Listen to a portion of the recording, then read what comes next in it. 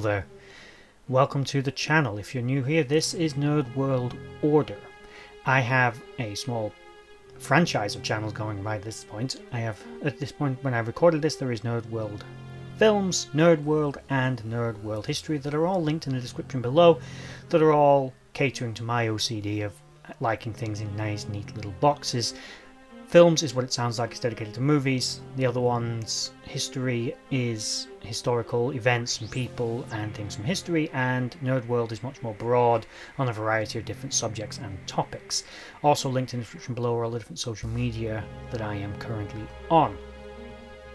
Also, please like, share, subscribe, and comment down below. And at the end of this video, if you think it was worth it, please hit the bell notification icon so you can be notified, hopefully, of any other videos that come up on this channel. And also check out, as I said, my others. If you like them, please like, share, subscribe over there as well. And as you have come from those channels in the various links I've been putting up, then welcome to this channel. And this channel is all about crime and criminals. And this specific episode is about Israel Keyes, a serial killer from Alaska. And similar to elaborate on a disclaimer at the beginning of this video, this was a pretty dark and vile individual, which is why I've made this video an 18 certificate, and discretion is advised because some of the things he did were pretty nasty. Before we get into his story, I'd like to tell you that this video is sponsored by my sponsor, Relentless Rebels, who are also linked in the description below, but we'll get to them later in the video. For now, let's get started on the serial killer, Israel Keyes.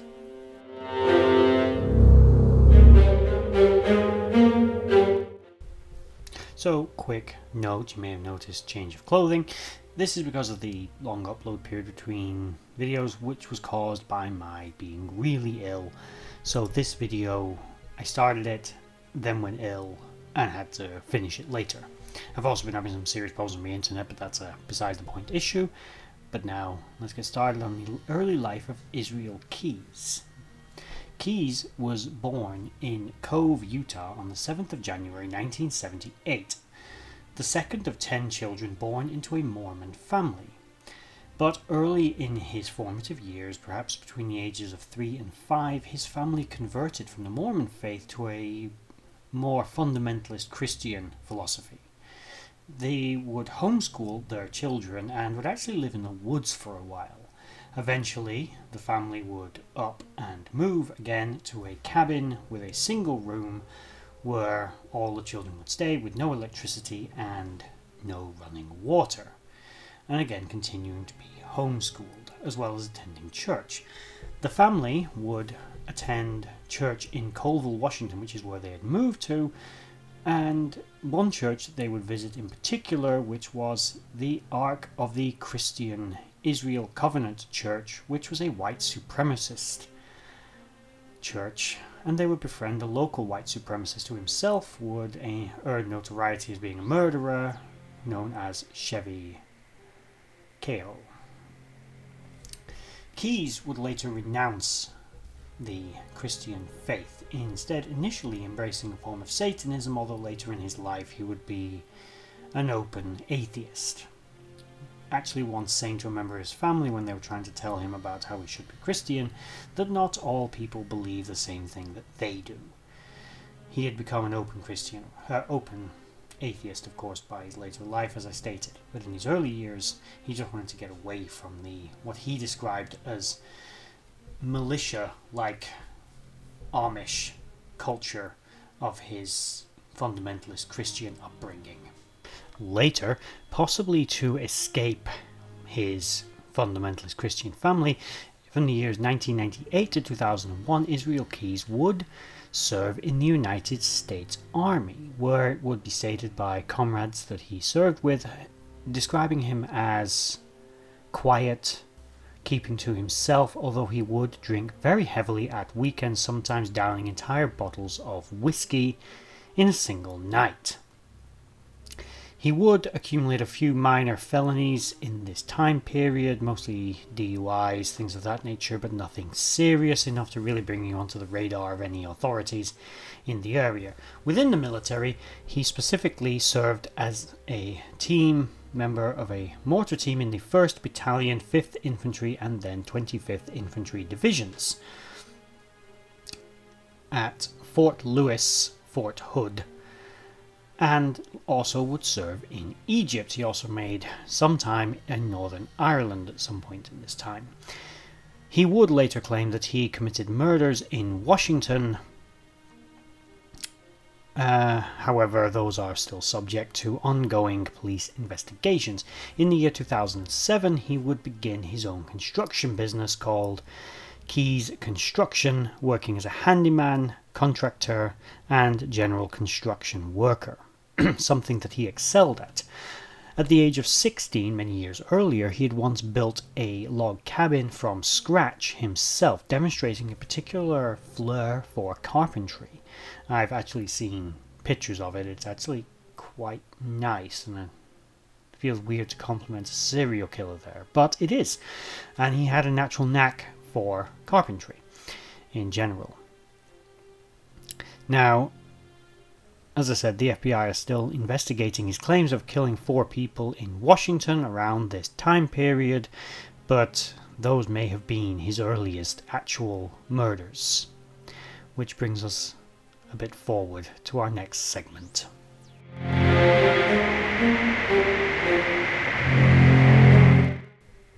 Now, this is where Israel Keys' modus operandi becomes something of a fascination, something very interesting. Israel Keys stated that he admired serial killers such as Ted Bundy, a very, very famous American serial killer. Now, although he admired men like Bundy, he never directly mimicked their tactics, although he did, as I said, pay homage to them somewhat. Unlike killers like Bundy, who had a very distinctive type of victim, Keys had no specific type of victim, just simply preferential circumstances rather than victim, which makes him very unique amongst killers. But what makes him most unique is the way in which he organized his killers, and he is perhaps one of the singularly most organized serial killers in history. Keys would plan murders sometimes years in advance, and by plan they were never truly planned, merely organized, set up, ready. He created what he would call a kill kit. This would be a bucket that he would seal. He'd travel to an area, as he often did, all over the country, usually under the guise of work, and in many cases he probably was just working. But while he was there, he'd go to a store, he'd buy a bucket, he'd get a gun, he'd put cash in the bucket, zip ties, and various other things such as knives and other essentials for his murder kit that he would plan to use. He would then seal the bucket and bury it somewhere. No one else would find it, but he would know where it was. He'd then go home, pretty much forget about it, and one day when he was traveling through that area again, he'd dig it up and he'd go find a new victim. And this also brings us to how he would do that. What he would do, broadly, he lived in Alaska. He'd get a plane, say, to Texas. In Texas, he would then rent a car. From Texas, in his rented car, which he would sometimes switch out the license plate for, he would go and rob a bank, maybe to get a little bit of extra cash, whatever, but he would generally drive perhaps 1,000 or even 2,000 miles away from where he bought, or rented rather, the car. Once arriving, he would go to the place where he had previously put his kill kit. He would switch off his mobile phone, he wouldn't use his cards or use anything else that could trace him to that location. He would then pick a house. The way he selected a house was based again purely on circumstances. He preferred houses that didn't have children. Children created a complication that he didn't need, so he didn't want them to have children. He didn't want them to have a dog. He preferred individuals or couples who were living alone. The house didn't necessarily have to be isolated, but as long as it met these basic criteria, as well as preferably no alarm, etc., etc., he would then cut the phone lines, break in, subdue them, possibly transport them away from the scene, and then murder them. He was also noted for sexually assaulting some of his victims. In some speculate also not just the men, but also not just the women, but also the men. He did this as a form of dominance. Then he would dispose of whatever parts of the murder kit were left and simply leave the area, drive back to where he rented the car from, fly home, none the wiser. This tactic served him well, although it crossed a considerable number of federal lines, of course. It also had the effect of most police investigative systems look close to where people were killed. For example, if a man is killed, the first person you look at is the man's wife. 9 out of 10 times, a murder is committed by someone you know, also someone that is close by, if not know. Even other serial killers, they usually kill people in close proximity. Keyes had a simple philosophy of not killing anyone near to where he lived. As the saying goes, don't shit where you live, basically. He did this to avoid, as a form of avoiding detection, because again, the police, the FBI, whoever, they would begin to look for the murderer in the local community, or in the semi-local communities. They wouldn't be thinking that someone who was killed in Vermont actually lived way out in Alaska. It's simply, you wouldn't. There's also some theories that he may have killed while he was abroad in Egypt, and possibly also in Northern Ireland. Although these are unsubstantiated. There are actually 11 victims who are attributed to Israel Keyes, but of them only 3 are confirmed. The others are either people he admitted to killing, but it's not entirely sure whether he did, or people who disappeared or were murdered in areas that were suitable to Israel Keyes' MO. They were alone in the woods, they were isolated, and they would have been an easy victim for him, and he happened to be in the area at the time, but that's hardly conclusive evidence to convict someone on. It's circumstantial at best, but the evidence tends to fit, so that's where they get this number roughly 11 from. As I said, he was a very disturbingly organised serial killer who planned his murders years in advance, and that is a terrifying thought, to think that someone might have scoped out your house 2-3 years ago, someone that you maybe even noticed drive past your house a couple of times, but you've not thought anything of it. Could have last 4 years, but a couple of miles down the road they've buried a gun and a bucket full of cash, knives and other such accessories that they intend to use to come back and kill you with. It's a terrifying thought. He was a very terrifying man. And that brings us rather neatly to his known victims. Israel Keyes' first 2 confirmed victims were Bill and Lorraine Currier of Essex. He murdered them on June 8, 2011. He did this with a murder kit that he had buried close to their home approximately 2 years prior. He then broke in, tied them up, and transported the couple to an abandoned farmhouse where he proceeded to torture them. He shot Bill Currier before then proceeding to sexually assault and then strangle Lorraine. He buried their bodies and they have never, unfortunately, been recovered. What was left of the murder kit he then relocated to another site which was discovered after his arrest. These were, as I said, his first 2 known victims, but it was his final victim that, like with many serial killers, led to his arrest, and that was of Samantha Koenig. Now, with her murder, he broke his own rule. He murdered her close to his own home, abducting her, and I should warn that some of both the images that are going to be used in this segment are quite disturbing, as I will get to as I explain it. There are some rather upsetting imagery that may be coming in this a little bit, so you've been warned. Samantha Koenig was an 18-year-old barista employee working in Anchorage, Alaska. On the 1st of February 2012, he entered her establishment and pointed a gun at her, demanding that she turn off the lights, empty the cash register. He then proceeded to abduct her. She momentarily managed to escape him as he was leading her to his car, but unfortunately he was able to recapture her. It's also unfortunate that in the barista there was an emergency button near to where she was abducted when he came in, and she unfortunately never pressed that button. He would take her home and put her in the shed, where he proceeded to sexually assault her, and then he murdered her the following day.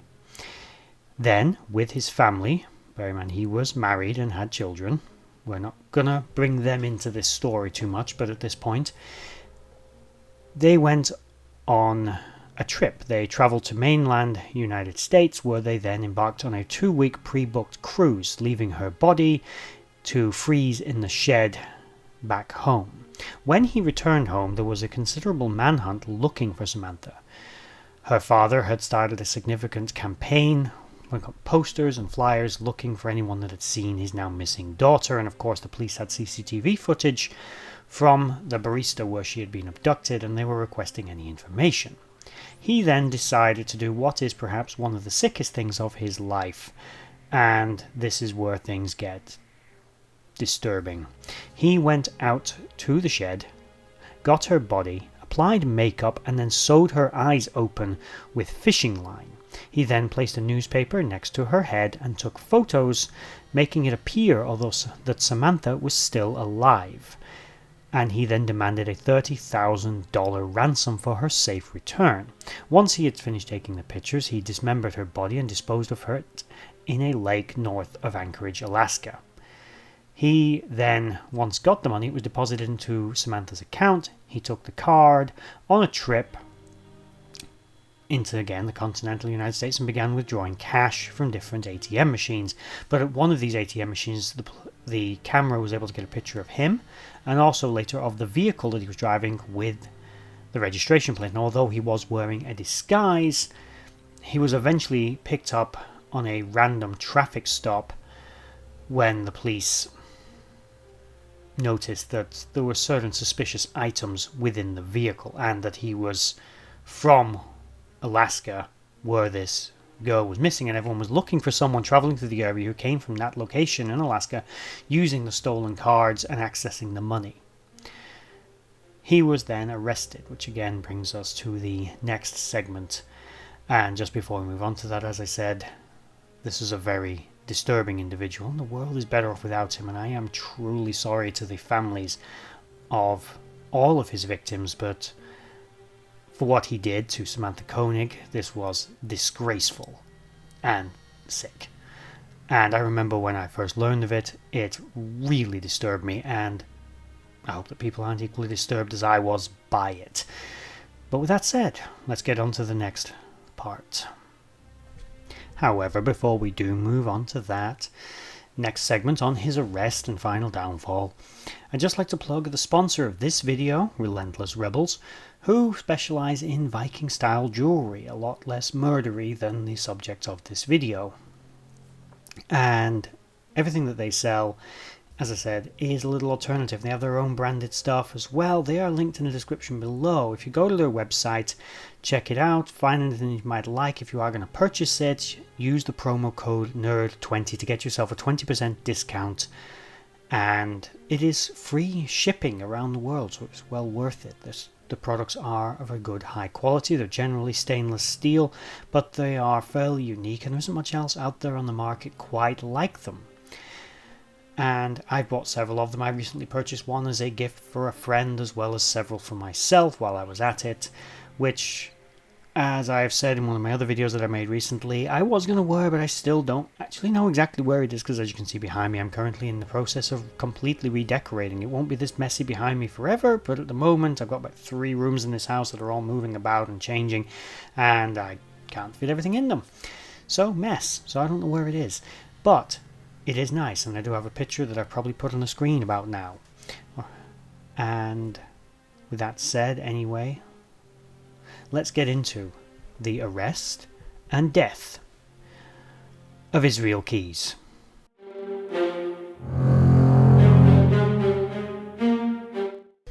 It was, as I said, after the murder of Samantha Koenig that Israel Keyes was arrested by a Texas State Highway Patrol officer while he was at a diner.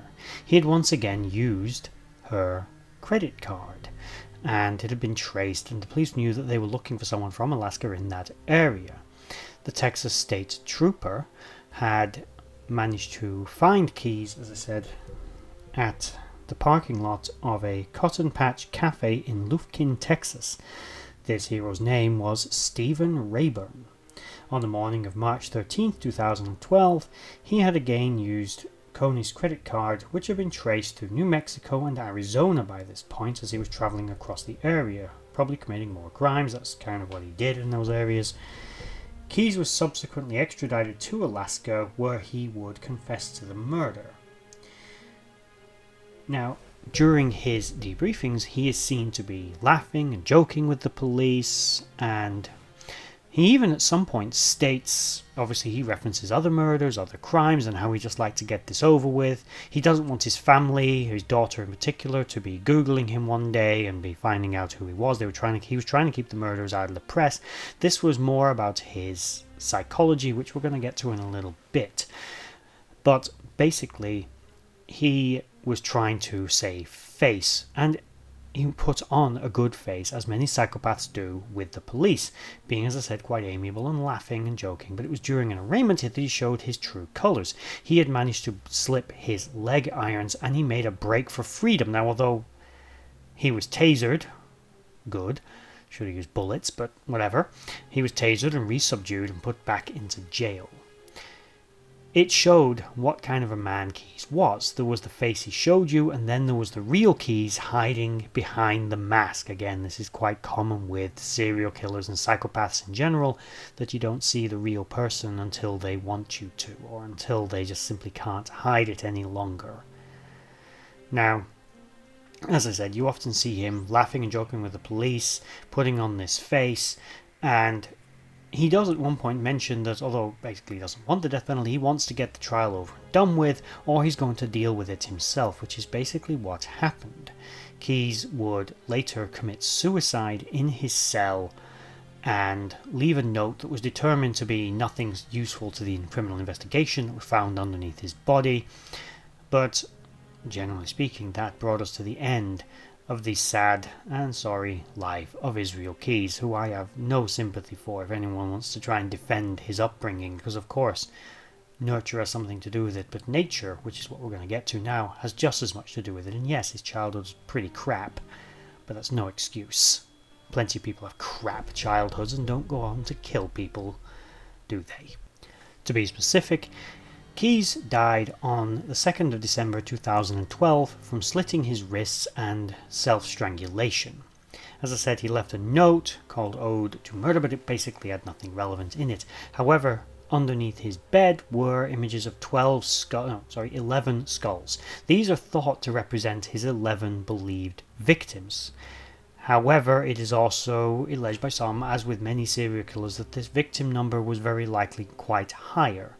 Certain serial killers, such as the scorecard killer, for example, kept a scorecard and references to them, but it's actually believed that these were only of his favourite victims, not all of his victims.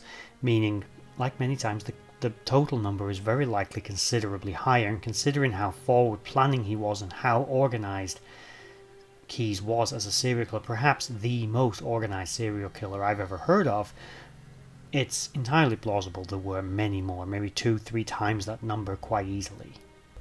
Now, as I said, we get to Keyes' personality, and something you can read into the man from his interviews and just from his life in general and the various pictures of him. Despite being a relatively quiet man, he was very self-confident and he was very strong-willed. He was also physically a very powerful individual, staying very in shape and was very strong, but this was not something that was obvious looking at him.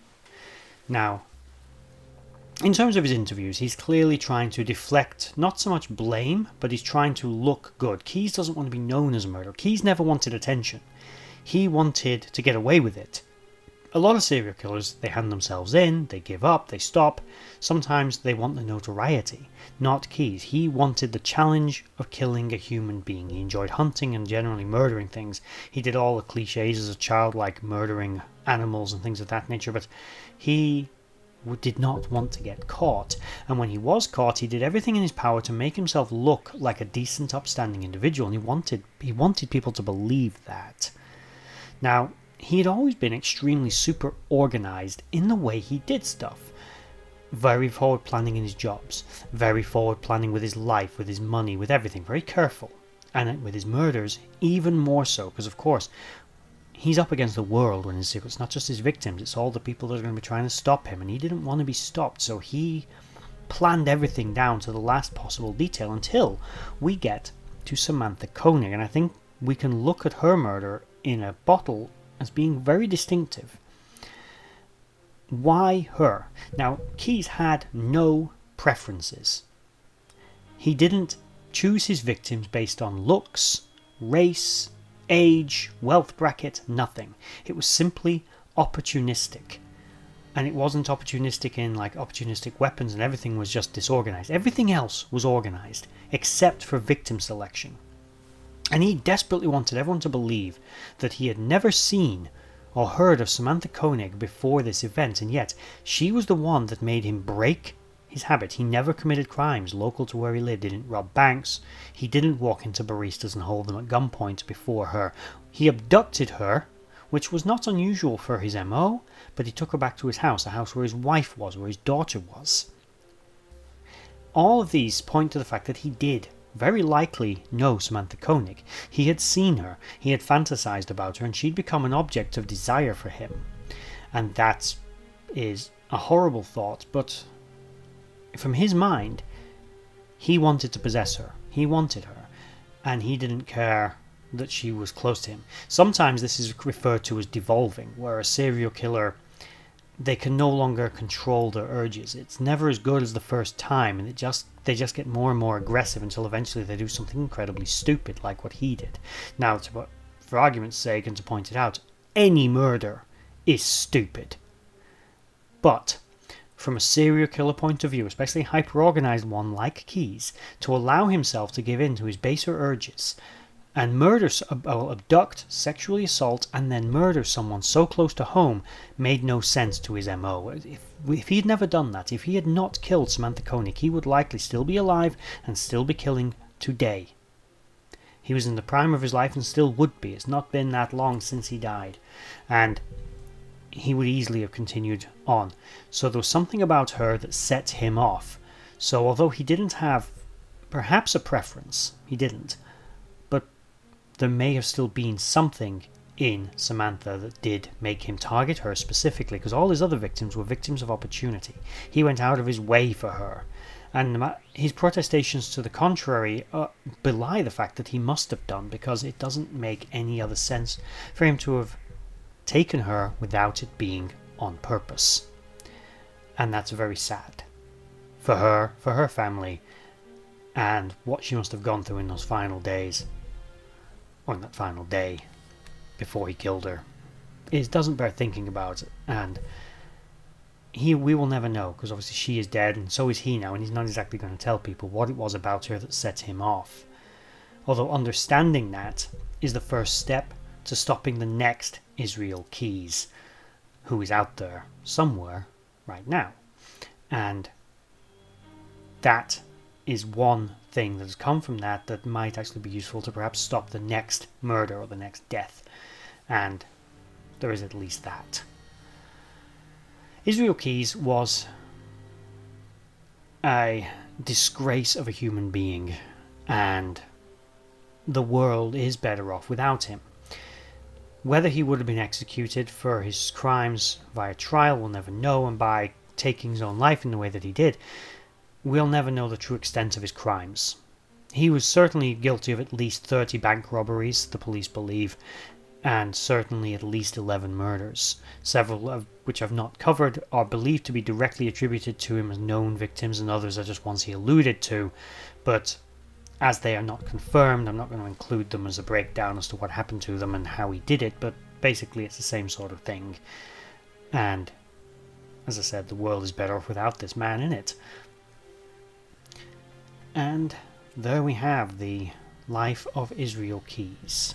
And one of the things that we should remember in videos like this is we really should make some effort at least to try to remember the victims of these people, because sometimes it's easy to get caught up in the macabre fascination with the mind of a serial killer and forget that these people are monsters, and their victims are the people we really should remember, and remembering just their name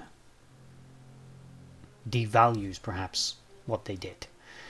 And Israel Keyes is not a person worthy of recognition or remembrance, but we should unfortunately remember him, because if we've put aside that knowledge, again, it's knowledge we can use to stop the next one. And the way, as I said, he killed and the way he was organised is something we don't want other serial killers learning from. So again, there we have it, the end of the video. I don't know whether you enjoyed that video, but I hope you learned something, and I hope that someone else out there at least will remember the names Courier and Koenig, and not just Keys. If you made it all the way to the end of the video, thank you for watching, and please like, share, subscribe, and comment down below on any others you'd like covering, anyone else's rather disturbing story we should put on this channel. With that said, bye bye.